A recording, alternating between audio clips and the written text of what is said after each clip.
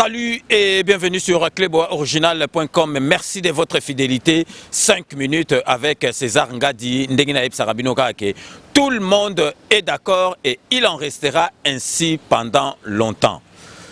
Lelo bomoni Ndenginaïb Sarabino que 5 minutes ezali émission o ezalaka tourner na libanda. Ezali émission à plateau te ezalaka émission auto tournera na libanda pour nous permettre base nyo surtout ezalaka éparpillé dans le monde ba positionner ni tozali ville ni tozali net lelo tozali na Noisy-le-Grand na 93 donc tous tout juste devant gare donc bateau baby Noisy-le-Grand tozali na rond-point na donc na côté wana tozali na hôtel Holiday donc na simananga tozali na gare donc tozali vraiment na Noisy-le-Grand na 93 donc émission à 5 minutes il y a lelo na kobanda yango boyebi ke 5 minutes ezalaka po na politique ezalika po na politique te tolbelaka politique parce que politique yango mutu ezo diriger makambo nyonso surtout parce que politique yango nde mutu ezo sala makambo mikolo mais boyeba ke 5 minutes ekoki koloba pe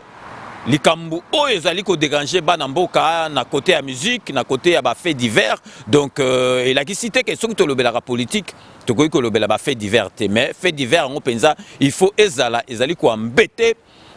ba compatriotes ba komelinga ebele wana nako lobelela yango na 5 minutes neti lelo nako banda émission nga avant kota na makambo politique po na lobalikambu moko oyo batu nyoso tout ba monaki concernant ya censure bo monaki makambo lekaki entre Kofi Olomide na commission ya censure toko kota na ba détail té parce que makambo stu elekaki batu tout ba condamnaki façon oyo ba memelaki Kofi Olomide parce que ezali makambo moko ya tribunal administratif ezali tribunal ote ke bato ya osamba bakangyo na makasi ezali makambo ya tribunal administratif et que jamais kokoma na niveau wana mais siko na lingi na loba ngai 5 minutes avec César Ngadi boyebi nga mutu moko akoki kotinda ngai te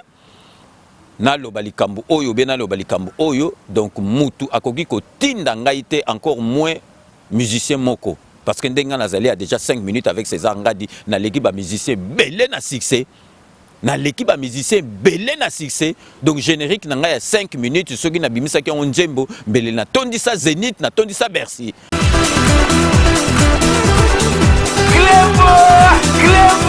donc musicien moko akoki kotinda ngai te na loba makambo yo o esengeli na loba atape politicien moko pe akoki kotinda ngai te na lika na loba nga je suis d'accord avec artiste musicien Kofi Olomide déjà ngai nazalaka na un faible na ba musicien oyo bazalaka bato mayele parce que ba musicien mayele tokoki ko voiler la face te batu mususu ebele pe bazali ya mayele te yango batu mususu bakansaka musique ezali eloko moko ya tina te or musique ezali eloko moko soki osali nango na ndenga bien donc tio kokufaka bana no bako liambongo no bakokolo no bako liambongo neti siko ba Johnny bakufa donc bako liaka mbongo na bango tina bakoko bakokolo Michael Jackson akufa mais mbongo na ye kotikala po biso batu mundu en particulier ba congolais tolobelara na biso musique na ndenga ba ventir donc ozui mbongo batu ba peso ba mabanga OK osali Nzembo omoni neti ozo sala musique soki ozo sala musique na ndenge ya solo okozwali futa na yango donc pour revenir à ce que je vous disais tout à l'heure nazali d'accord na Kofi Olomide makambo aloba ya commission de censure parce que commission de censure il faut bakanga yango parce que bazali ba fakwa nazali ko expliquer bino donc cela n'engage que moi-même donc nga nazali pour Kofi Olomide makambo aloba ki po na censure bazali ba miyibi ba fakwa donc état d'esprit wana mentalité wana na mboka ya Félix Antoine Tshisekedi président de la République ekoki kozala te nazali ko expliquer bino boko mona Nzembo ebimi mutu apesaki ba Nzembo avant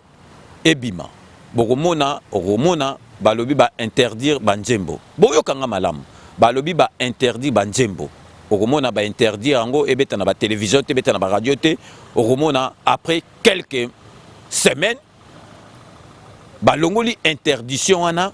ba Nzembo ebandi ko beta mais boyoka likambo ngai na monaka ke censure wana eza ba fakwa bazali na tina kutu bazala te tango bakoloba ke ba Nzembo wana ebetaka okomona le même Nzembo na ba même parole yango mutu ezali ko beta siko boyebisanga bino ba interdire ba Nzembo ebeta te après bo lever interdiction wana siko ba Nzembo wana ezo beta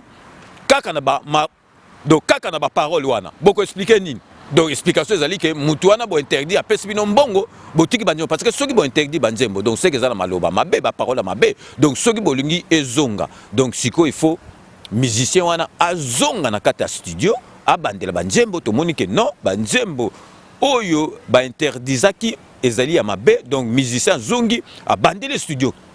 abandele studio mais tout le monde a kayangote au monde a interdit banzembo et puis il faut pas interdire banzembo avant ebima parce que tant on va pesaka na censure ba yoki banzembo wana ba moni keza mabe ba kolba ke non nzembo ko bimisa yangote ou bien kota na studio olongola ba maloba oyo mais au monde a interdire banzembo quelques jours après musicien pesi mbongo banzembo wana ezongi et bandi ko beta sans que ba changer ba maloba boko expliquer nga ndenge nini. Et puis musicien soka sali nzembo na ye alobi likambu na ye ye mutu akopesa explication ezali commission à censure mutu akopesa explication te commission à censure et comment ko boule koleka mukolo nzembo soka lobi ke finanga ba côté oyo elakisi te ke finanga soki ba côté nini. Donc yango wana ngai na répéter lisusu je suis d'accord na maloba o kofe le midi alobaki donc bazali libre musicien soka côté studio a sali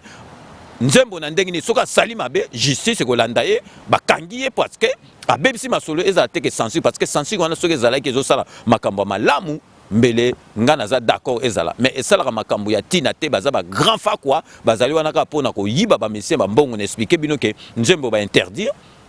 après ba ko lever interdiction yango tokomona te que musicien azongi na studio po abandela ba maloba na balbe mabe ekozaka ba même maloba wana et comme ko beta susu na ba télévision na ba bar bon siko boye sanga censure yango esali nini donc censure yango ba pesi bango mbongo donc ba enlever interdiction on a donc musana na bango kaka bazoka ba mbongo ba musicien mais nzembe ko changer te pour dire vraiment que bato bazala na commission censure na mukonzi nango bazali ba grand fa quoi donc ils servent à rien du tout na ko sala makambo censure donc yango na utilité na yango ezalité. Donc, on est kaka moi parenthèse moro na fongolaki pour na minute présent na biso azali na pouvoir il faut mentalité abato changer makambo pamba oya ba fakwa o makambo ya tina te présent na biso asisa na makambo za nango toko changer mentalité ya bato ezaka na politique te déboulonnage ezaka na politique te déboulonnage ezala partout o makambo esimbaka te ba kozala déboulonner. Donc avant siko tokota na makambo politique na lingi vraiment na remercier et puis na pesa mbote parce que congolais andimaka muninga ne congolais te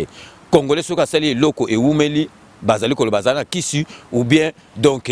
bazali ko sepilate bazo silaka e kufa po baseka nazali ko pesa neti lelo bomuni basuki onga na kataka na kata yango na salon de best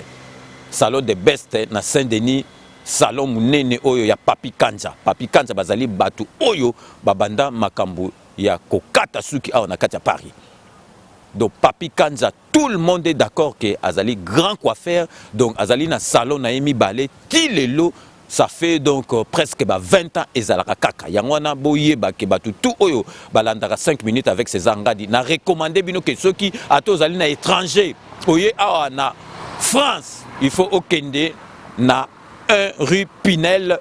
na 93 na Saint-Denis na salon de best place ya grand coiffeur Papi Kanja parce que nazo pesa bino exemple au moni ongo bala lobby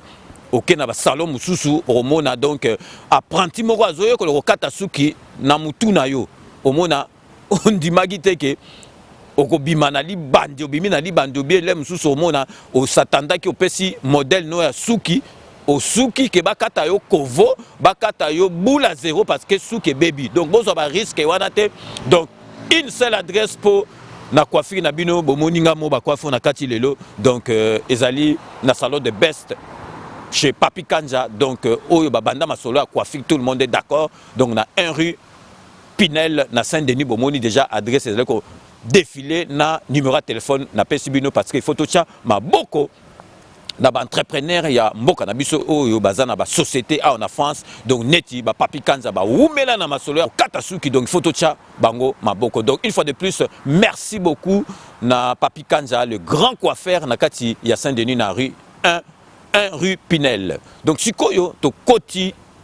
na masolo oyo ya politique oyo etangami tosala lelo. Peuple congolais moni banda avion Antonov oyo ekoyaki avion donc ya FARDC oyo présidence de la République azwaki po na komema logistique na Nord Kivu ndenge bakendaki kuna banda masolo ane koyi tozokota kaka na polémique. Au moins 5 minutes avec César Ngadi to ebisaki bino tozela banquette zo salama tozala tokozala na makamba koloba boyebi ngai na lobaka pour rien te na ba sentiment te ou bien émotion te mais tozali kozela enquête pour toloba o il s'agit toloba et loka na lingi na yebisa bino bato ebele bazali kaka kobule kanambe salibo mais eloko bino bozobosana kanambe ndenge aza wana akosepela lelo ke Félix pouvoir na ye kende bien ndenge basala coalition Félix a kende bien siko lelo ndenge tozabo soki Félix Antoine Tshisekedi président so azwe frakata kanambe akozala na kimia te mais bo yeba ke kanambe ndenge aza wana lelo soki Félix Antoine Tshisekedi a kotisi esprit ya diable l'esprit à mabe l'esprit à kowas l'esprit à la musique kanambe obokomona lobi na tongo ba encercler kingakati donc ba lié pe kanambe na ndenga bien donc parce que ça jeté boyeba ke bino bokansa ke Félix abosana papa Tshisekedi na mukolo na ye batiaki na résidence surveillée na kanambe bino bokansa lemsu Félix ndenga zandenga na za yu mobi azambende Félix aza noko bino bokansa makama bino bozokansa Félix abosana ngo donc nazoyebisa bino lelo soki Félix akote esprit mabe kanambe bako liaye na ndenga serré mais siko Félix ndenga za wana alobaki ke bokomisa ye dictateur te boluka pete ke azala dictateur alingi te ke kanambe azwa solo na mbutu pe na dikosi baloba ke Félix Antoine Tshisekedi mutasali bo parce que pour kanambe boka malamu kanambe bakozwe na malembe nyoso tout et kozakutu likambo ya Félix Antoine Tshisekedi te tango bako lia ye kozakutu likambo ya Félix Antoine Tshisekedi te nazali ko yebisa bino kaka bino bozo bouleke kanambe asali bo kanambe peut-être kanambe azana rien à voir et loko bino bozo bosana bobosani fayulu na muzitu Fayulu na muzitu bazana esprit moko mabe bazali bien ennemi ya Félix Antoine Tshisekedi na ndenga politique Fayulu akotisi ki ennemi wana motema mabe tina masolo wana eloko nini ezola kisabino ke o kanambe ko sala masolo na bisi bino kaka ke kanambe akolukaka kutu te ke Félix azwa un frakata moko na mboka na parce que ayebi ke soka azwa un frakata ya bebi na ye parce que le soki Félix akoti esprit ya mabe ou bien akoti esprit ya la musique donc kanambe asambwe donc boyeba ke ennemi mususu ya président na biso ndenga zo sala makam bato bazolinga simba te ezali muzitu na Fayulu donc tozala calme tango kaka biso tokozwa autorisation ke tozwi permission ya koloba makambo après enquête bokoyoka makambo ekobima bozala calme totika polémique ezali nesika te ndenge na yebisaki bino tozala calme tozela enquête ndenge ezali kosalama et puis beaucoup mona makambo nini tokoloba nazali kopesa bino esprit mabe ya ba congolais esprit mabe ya ba congolais ndenge omoni biso ndenge tozana Paris français akoloba ke non congolais totikeli bino Paris bozwa biso tokena biso na Kisasa tozwa Kisasa kute tobiki tu bango ba biki non biso tokena biso na Kikwiti batikeli biso Paris ya biso tout tolongwe na Kisasa tokomi kovanda na Paris bango bakena Kikwiti omona quelques années après toko baby sa Paris tozokoka su na Paris te tokomi kolanda ba français na Kikwiti po to ke no bonde la bango to vanda na bango na Kikwiti to bando senga bangunda na Kikwiti po bomo na ka esprit mabe ya ba congolais na ke to yebi loko te na répéter le sous ba français ba tikeli biso Paris ba bike non to ke nikutu Kisasa te ba ke na bango vanda na Kikwiti o mona bango ba robongisa Kikwiti koleka kutu Paris biso nde batikela biso Paris to komi ko zonga susu na Kikwiti ko kono senga su bangunda ko senga bango su biloko kolia po bomuna ke congolais tozali batu moko to yebe loko to lingite bozo mona ba polémique ndenge zo ko bimana pesa bino exemple ke avion wana ezali ya ba congolais ba rwandais te ya ba burundais te ya ba congolais ekweyi et s'écraser ba congolais ba kufi ba congolais bazali ko sepela ke bandeko na bango ba congolais ba kufi et puis bazali kutu ko boule ke ba misusu kutu fallait bazala kata avion est-ce que beaucoup ko comprendre makamandeng wana ezali pasi na mawana motema donc eloko kaka nakoloba nazopesa bino exemple ba politiciens bazali bato il faut basaila biso neti président de la République alobi do ba politiciens bazali wana bato bazali na kati ya gouvernement bazali pona basaila peuple ezali neti ozali ko féliciter politiciens asali musala malamu na mbongo ya trésor public na mbongo ya mboka na biso yo ozali ko féliciter ezali neti ke aucun distributeur automatique ya banque ozali ko benda mbongo na yo moko otiaki na compte ozali ko féliciter banque omoni ke za donc za na logique te. Donc yo zo féliciter politicien oyo bazo fouté na mbongo trésor public oko féliciter tes ali devoir na ye ya kosala musala bien parce que mbongo oyo yazo kezali à trésor public. Donc ils ont dit que aucun distributeur automatique mbongo na yo ezali na compte obendi ozali ko féliciter distributeur pour appeler mbongo. Mais non parce que mbongo ngo eza yo soki ezalaki te okobenda te. Ils ont dit politicien to ko féliciter bango te bazana po na kosala la peuple parce que mbongo bafutaka bango ezali mbongo ya l'état. Donc vraiment peuple congolais to la mukangai tozali apo na éducation civique ezali na 5 minutes tozali apo to la musakabino bozala ki dibate so likambo lingo ya ou bien likambo leki bato bazoye bate to ko expliquer bino na ndengi oyo elongo bani. Donc avant de continuer émission na biso boyebi que 5 minutes avec César Ngadi yangonde lobela rabino makamba politique à part 5 minutes avec César Ngadi tozali na be mission belé donc tozali site oyo et ça la be mission o ba site musu ba sala raté boyebi que tozali na docteur Jean-Paul Djamba motema na biso ezali pompe ya muscle ya kaniti kofi motema mutyo so aneti kofi na ye sikoyo motema wana musala na ngoya nini kopusa kotindika makila ya propre na ba misisa minene na ba diabète eza sécrété na moko ya eteni ya nzoto o babengi pancréas ou pancréas asala rabino chronique à santé mais malheureusement que batu balingaka ba bêtise nakati ya ba internet mais biso tozali ko lembate to pesa rabino biloko oyo ba misu ba pesa raté boyebi ke to sala be émission littéraire to sala ba émission la ya législation.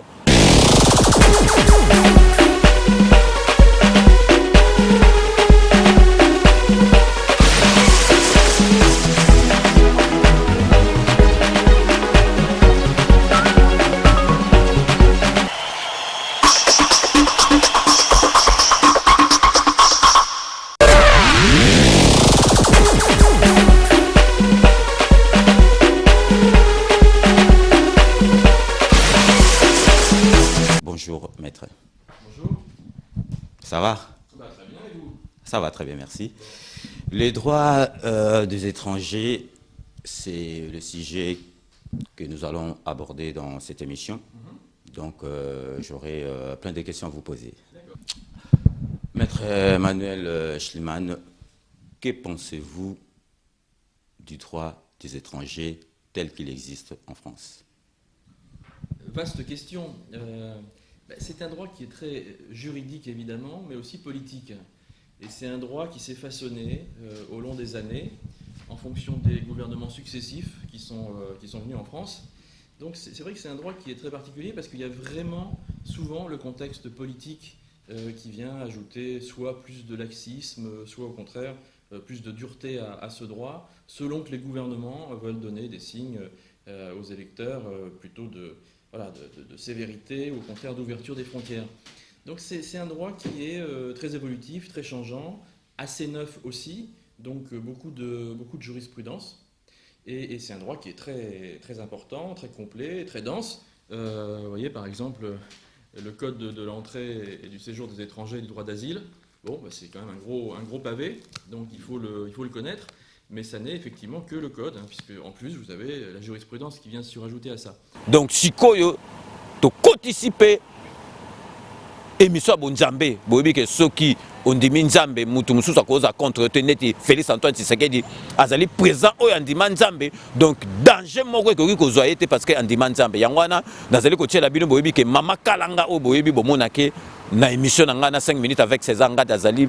prophétesse munene oyo alobelaka makambo na nzambe donc mikoleko ya ako présenter bino émission moko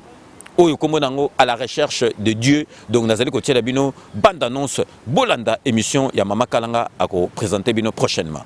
Bien-aimé peuple de Dieu, ma sœur, mon frère, Jésus-Christ est Seigneur. Que le Seigneur soit béni, soit loué. Voilà, on est là sur Cléboa Original. Notre Dieu est accepté sur Cléboa Original pour parler de l'Éternel. Parce que les enfants de Dieu, nous sommes en train de se demander, de se poser beaucoup de questions. Qui nous a vendus? Qui nous a trahis? Oh, que Jésus revient bientôt. Moi, votre maman, voilà, les diables m'a utilisé pendant 19 ans. Et aujourd'hui, je suis une femme sauvée qui témoigne la gloire de Dieu. Voilà, bien-aimés, nous avons notre émission intitulée « À la recherche de Dieu ». Dieu nous aime. Jésus-Christ est Seigneur. Mais le monde est sous l'emprise du diable. Notre Dieu nous a demandé, il a dit, mes enfants, le monde m'appartient, vous m'appartenez, mais attention, le monde est sous l'emprise du diable. Celui qui est né de Dieu ne pêche point pour que les malins ne le touchent pas. Nzambalingi biso. Bandeko boko landa boyoka. Nga mama na bino na parlaka 30 minutes et téléphone ouvert. Boyoka makambo eko leka na kati ya monde surtout a na kati ya diaspora. Boyoka ndenge monde eza ya kokufa. Bandeko babolingo Jésus-Christ Seigneur. Bientôt émission na biso. Nzamba pambola grand prêtre puisque andimi ko yamba Christ na kati ya Cléboa original. Tozo bande émission na biso bientôt na sengi karabino bana na Nzambe Dieu fait grâce aux humbles. Boyoka, tu ne peux pas combattre l'ennemi si tu ne le connais pas. On cherche la délivrance partout dans le monde. L'imposition des mains, Basanzi Sabiso, Misuni, Bakoba, Magorodo, Maladi. Non, bien aimé. Biso Moroto Mitekaki, Toyoka Makamdeni Nezoleka. Nana Minga Kolobate Bilomo Boyoka, Boyoka, Nini O Zabo Lazo Salana Katia Bala Nzambe, Nani Pirio. Nanzela kosala basuki kokata manzaka bande oboka nanzela ba camarade na kati anda kokoyamba boyoka bande ko babolingo mingi akolobezali te boyoka makambo minene ndeko na bino César Ngadi 5 minutes avec César Ngadi alandi yango 3 mois lekeliye alibi mama il faut likambo batu bayoka ngona kati ya mukili bayeba po mutu soka yebi manœuvre diable ako yeba ndenge na kotambola donc abanda kotambola na keba yango na bande ko ba pire biso banyokoli biso nga mama na bino na ko kosala mutu mabete soka za pire ngaite. Que le Seigneur vous bénisse bientôt. Donc vous allez suivre notre émission intitulée À la recherche de Dieu. Mais thème nango ekozala comment le diable affecte, comment le diable détruit le monde. Que le Seigneur vous bénisse. Merci, bye bye. Donc bino boitolanda donc vraiment bozala ne sengo déjà parce que bonjambe koti na kati ya Cléboa original tozalaka déjà na kati ya bonjambe mais siko to tiango penza en avant donc mama kalanga boyebake ekozala émission teke azo animé bino mais ekozala mingi ba témoignage ya bato oyo bakotaka na émission na radio siko to tiela bino boka makambo oyo elekaka na mukili na biso po bomona ke bato mitema mabe bazali na communauté congolaise. Donc vraiment to commune presque à la fin de l'émission, na biso menazali ko beta société na sabino ke bo tika polémique. Makambo batu ba kufi ezali polémique té. Avion et koi ezali polémique té. To batu ba kufi ezali té ke batu ba kufi bozali ko sakana batu ba kufi donc président de la République asali théâtre té soka ke ko tala ba proche na neti chauffeur na ye neti mukonja logistique donc asali théâtre té. Mais to tika spéculation to tika ko pointer batu du doigt parce que toze l'enquête. Na ebsibino kaka Namboka na ebisi bino ke Kanambe azali na intérêt ke ayeba ke Félix Antoine Tshisekedi azali malamu parce que soki Félix Antoine Tshisekedi alamuki ata na grippe ou bien likamoko koyilie ezali faute ya Kanambe ba pointer du doigt. Donc Kanambe azali intérêt moko te parce que le ebisi bino soki Félix Antoine Tshisekedi a côté esprit ya mabe esprit ya kolo esprit donc ya bato mystique donc yebaka ke Kingakate kozala encercler puis bako lia Kanambe donc sérieusement donc Kanambe tango bako lia ezala kutu na maboko ya Félix Antoine Tshisekedi donc to zela banquete salama biso moko to yebi ndenge to yebisa bino makambo mais boyeba déjà que makambo ya koloba ezali ebele oh bino lem su bozo kansa ezali yangote. Donc on a commis presque à la fin il y a émission nangai ndeka na lobaka. Je vous laisse le soin d'en tirer vos conclusions et de me faire parvenir vos commentaires comme d'ailleurs vous en avez l'habitude de faire. Donc ceux qui na commis na suka boyebi kaka na suka émission na ba mbote na ba remerciement na ba dédicace ya base o ezalaka éparpillé dans le monde o vraiment bazalaka na sima ya 5 minutes avec César Ngadi ndenge na epsaka bino kaka nako cesser jamais ko remercier bino na fidélité na bino parce que bino mtu bosalaka 5 minutes ezala boyebi ka ndenge na bandaka na ba remerciement na bandarango na Ziko Maye le député honorable indéboulonnable oyo vraiment motema na yefo kolanda yango azali motema malamu pe ye asalela kamboka asalela pe mingi po na 5 minutes avec César Ngadi. Après Ziko Mayele na kokota po na kopesa mbote na la petite Nasha Lukombo ye aza icône parce que ye azali mwana ya bakoto azali na souci ya mboka koleka kutu ba misusu ba mutolo na bango bakunda kuna. Donc Nasha, la petite Nasha Lukombo, merci ebele na onyo soto salara na 5 minutes avec César Ngadi. Nazali sou kopesa mbote na le grand mécano Jacques na kati ya Melin parce que ye aza na garage na azali mwana mboka et puis azali vraiment mobundeli mboka azali penza membre ya IDPS banda kala. Donc il faut ko félicitaka ba entrepreneur bato bazali ba congolais ou basala eloko po ba congolais ba yaka. Donc yango nazali ko do ba congolais surtout bazali na problème ya mutuka na kati ya Melin et puis aux alentours ba kena ko mona le grand mécano Jacques parce que yepe abundelaka mboka na kei sikoyo na kati ya Bundes po na kopesa Flori Mbuyi ba mbote belé parce que benga kingai to sololi belé vraiment nazali ko sepela ndenge batu nyo surtout ba komi na souci ya mboka. Donc Flori Mbuyi na kati ya Bundes, merci beaucoup na fidélité no na 5 minutes avec César Ngadi. Donc tozali na kati ya Noisy les grands na kopesa pe Machuda Pinks mbote ya trop parce que yepe azali na souci ya mboka et puis alandaka 5 minutes avec César Ngadi. Na kei sikoyo na Tokyo po na yebisa bino que 5 minutes ezali partout. Donc vraiment balanda yango nazali kopesa Dr Steve Papi Mbela bambote belé kuna na kata Tokyo parce que yé alandaka 5 minutes même décalage ezalaka kututé. Vraiment merci beaucoup na Dr Steve Papi Mbela na fidélité no na 5 minutes avec César Ngadi. Boyebi na 5 minutes tozana ba bureau tozana bato belé ba travaillaka dans l'ombre. Donc boyebi que na kata bureau fait tourner donc nazali kopesa l'un ya membre ba bureau na kombo Stéphane Jokol. Le bureau doit fonctionner à merveille. Donc mbote ebele na Stéphane Jokol qui fait partie ya bureau il y a 5 minutes avec César Ngadi. Donc nous sommes arrivés à la fin de ce 5 minutes avec César Ngadi. Merci de l'avoir suivi. Cette émission a été réalisée par Doudou Swami Doudoulé. Nous allons nous retrouver dans le plus bref délai pour un nouveau numéro. Je reste toujours friand de vos commentaires, de vos suggestions, de vos observations. N'hésitez pas donc à me les faire parvenir. D'ici là, portez-vous bien et à très bientôt. N'oubliez pas, tout le monde est d'accord et il en restera ainsi pendant longtemps. Kanambe akozwa masolo na mbunchu penadikos. À très bientôt.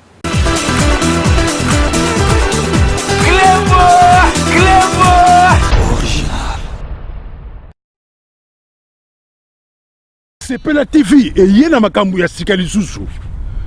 O ba chaîne ya France eza na kati. Ba chaîne ya Congo eza na kati. Ba chaîne ya Londres eza na kati. O ngomona makambu ya politique ya sika. O parti AA eza na kati. O parti BB. O CFAIO eza na kati. Ya Sepela TV. Bouquet comme ya muke boye. O tina poche voyager na ngokeno partout lingi. Na bouquet na Sepela TV. Sepela TV. Mais ma biso n'engozo mais ma biso on a 4K machine ma daka Sepela TV. Bienvenue dans le monde de Sepela TV. Sepela TV est le décodeur qui vous permet de suivre les chaînes du Congo en direct de la diaspora.